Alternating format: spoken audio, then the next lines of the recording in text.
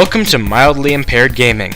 This is our very first episode to say hello, and also coincidentally what appears to be the first video posted publicly on the channel, so that's cool. Anyway, I'm the one called Jeffinator, and today I'm going to be introducing you to one of my favorite games of all time. It's called Spore. Spore is perhaps not as obscure a title as we'll be aiming to feature on the series in the future, but given that this is the first and will therefore likely be buried under all of our subsequent videos, I figured I'd go ahead and make it easy for myself by talking about something I already know a good deal about. Now this is the part where I'd usually begin the game's introduction by telling you its genre, in order to create a general idea of what we're working with. But the problem with that is that Spore is pretty hard to fit into a genre. Wikipedia lists it as a multi-genre, single-player fantasy god game, which sounds very interesting and pretentious, but I sort of prefer life creation simulator. At any rate, suffice to say that Spore is unique. There aren't a lot of games out there that are like this. It was created and developed by Will Wright and his company Maxis, already famous as the minds behind The Sims. That game where you can customize human-like avatars to look like your friends and family and then make them fuck each other before drowning them in the swimming pool. Wright had examined the game's success and determined that user-created content was the future. With this in mind, he set out to craft The Sims Everything, the game that would evolve into Spore. By 2005, he had a working beta of the game, on which he gave an hour-long presentation at that year's Game Developers Conference. A 12-year-old Jeffinator discovered the video of this presentation in early 2008, a few months before the game's release, and I've more or less been enthralled with it ever since. The idea is to allow the player to create things and craft memorable experiences through a series of editors, and this is the key. Some people play Spore and see a weird, disjointed game with some editors in it that let you customize things, but that's not what it is. Spore is a set of editors with gameplay sections included more or less just to let you screw around with the stuff you make. There's the creature editor, which is probably the most important as most of the game is really built around it. Then another editor on top of that one for giving your monsters clothes.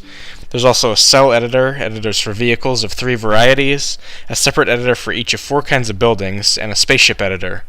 Each of these roughly corresponds to one of the game's 5 stages, which you'll see as your creature makes its way up the evolutionary ladder from bacteria to interstellar empire. So, let's briefly talk about each of those individually, I guess?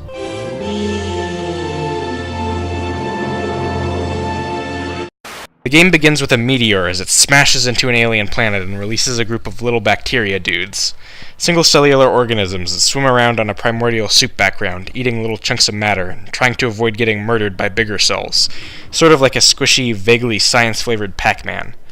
As you're playing through the level, eating bits to grow your cell progressively larger, you have the option to mate, which is not an accurate representation of how cells reproduce, but I suppose we can overlook that, since this game is marketed as a game for children, not a biology textbook. This brings you into your first editor, where you can spend DNA points to modify your cell, make it stronger or faster, change its mouth, the color, add some eyes, whatever you want to do. This is the simplest of the game's numerous editors, serving as an introduction for new players to get you used to the idea of customizing your own little life form. It's two-dimensional and there are just a handful of parts and textures to choose from, but the possible combinations are already virtually limitless. You can stretch and mold the cell's body, mix and match colors, and drag and drop parts wherever you want them.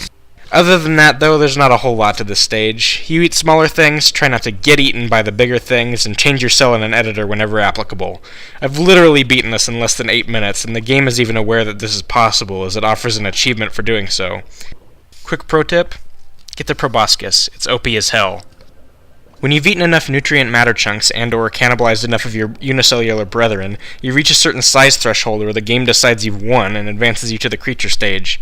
You get a new editor where you can slap some legs on your blob and watch it stumble out onto land, in a laughably crude representation of animal evolution that would make your 7th grade biology teacher cringe. At this point, you begin a third-person action/eating people/gathering fruit and singing simulator as you attempt to lead your monstrosity through a difficult life in the wild. Or series of lives, as it were. Once again, you play multiple generations of your creature as it slowly evolves, based on changes you make in the all-powerful editor. This section is a lot more substantial, but honestly it really only gets that way by being kind of frustratingly repetitive. You can choose whether you want to be a predator or a peaceful herbivore creature, or somewhere in between. Predators go around tearing into other creatures and feeding on their flesh, as you'd expect.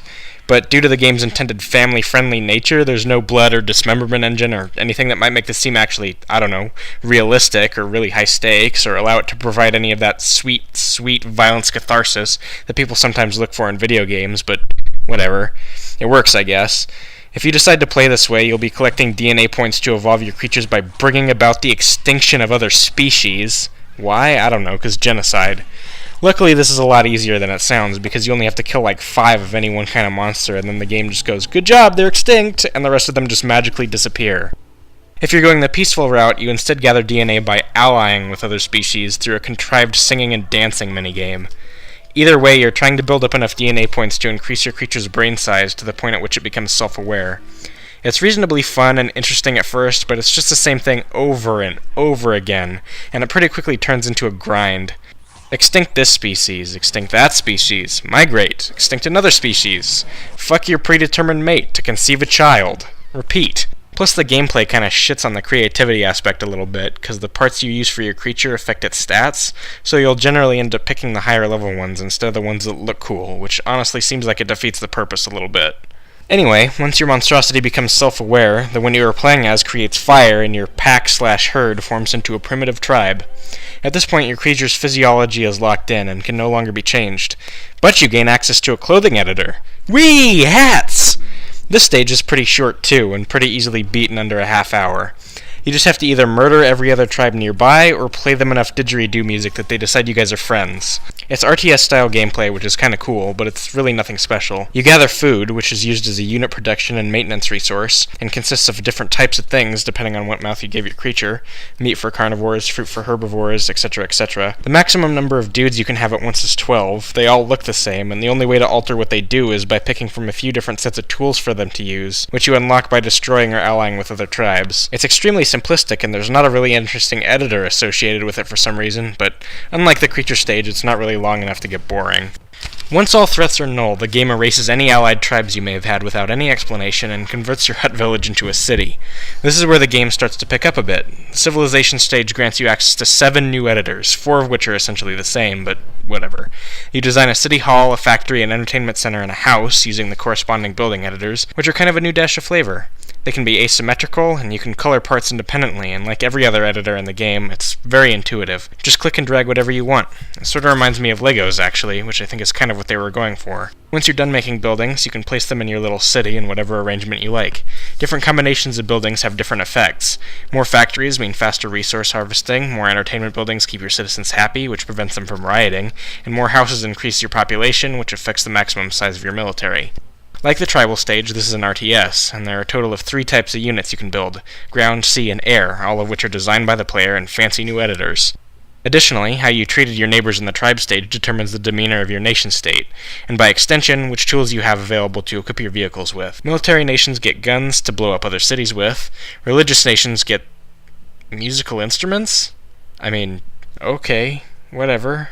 These are used to convert other cities to your religion in what I can only describe as a contrived reskin of the military combat animations. Economic nations get glitter, essentially. You use that to pimp out your vehicles so thoroughly that any city you contact will immediately come in their pants, and then offer to sell themselves to you. So basically your goal in this stage is to unify the planet.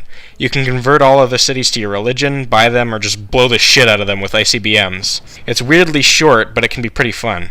Other nations fight each other and gain or lose power over time, and their opinion of you changes over time based on how you treat them and their allies. Although, if you make an ally, once every other nation is gone, they just sort of pledge themselves to you, which to me feels like it's just denying me the satisfaction of actually conquering every city on the planet, but heaven forbid it should take you longer than 45 minutes to unify the entire globe. Like the stages before it, civilization really isn't very fleshed out at all, and as fun as it is to watch all the vehicles you designed ripping up another city, it just feels like it has missed potential.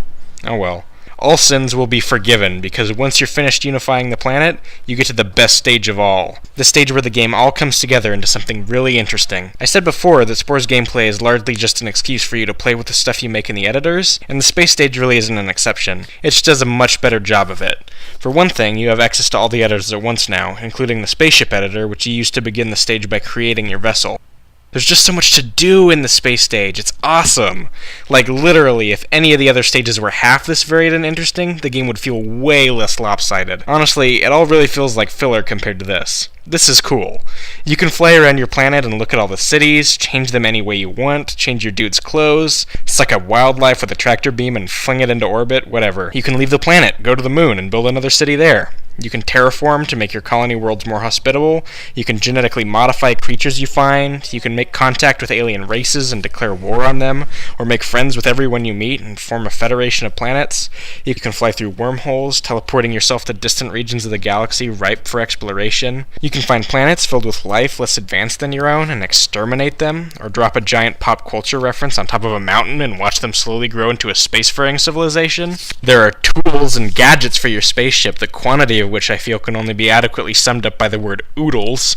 Laser, plasma pulse, crop circles, happy ray, tractor beam, proton missile, supersizer, shield, cloaking device, planet buster. Oh yeah, did I mention you can destroy planets?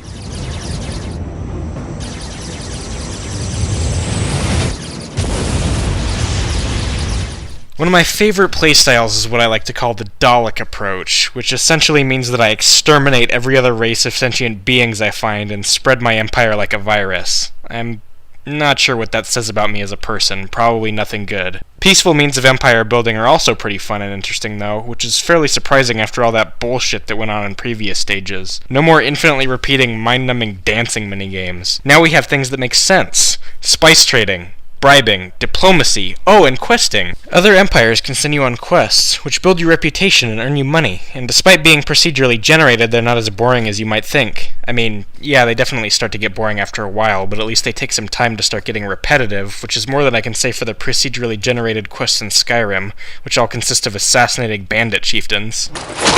So, yeah, there's the progression for you. 90% of the time I've spent playing the game is in the space stage, even though I've gone through the entire thing multiple times now, and I actually did it all again while making this video. The thing is that the space stage doesn't have an end, or really even a predetermined goal, whereas the other stages are all pretty short, so it's pretty easy to overlook how underdeveloped they are in the scheme of things.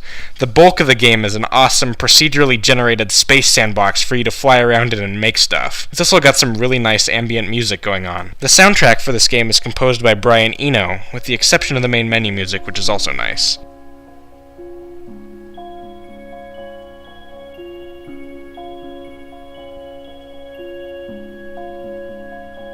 Eno is the dude who wrote the system music for Windows 95 apparently, and he had some experience with small samples of music that interact based on code. So for this game he actually created a procedural soundtrack that changes based on how you play, and supposedly never repeats itself. This is most evident when you're in one of the editors, as you can actually hear the music changing when you add a part.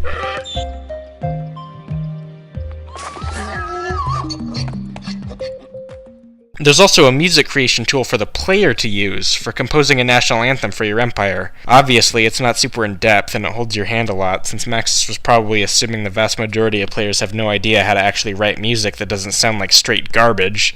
But in my case, they're right, so it works out. Normally, I'd take a moment to tell you about the voice acting, but it's a Maxis game, so everyone talks in bouts of unintelligible gibberish, which I guess in this case is intended to simulate alien speech.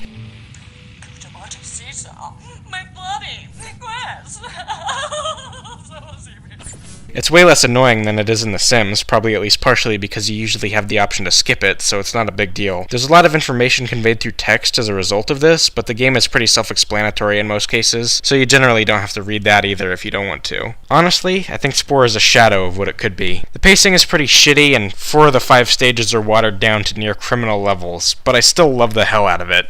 I've spent more time playing Spore than I have any other game, by a pretty wide margin, and it's not for no reason. The sheer freedom and creativity this game allows are pretty much unparalleled, and combined with the joy of building an interstellar empire, it's essentially my perfect game.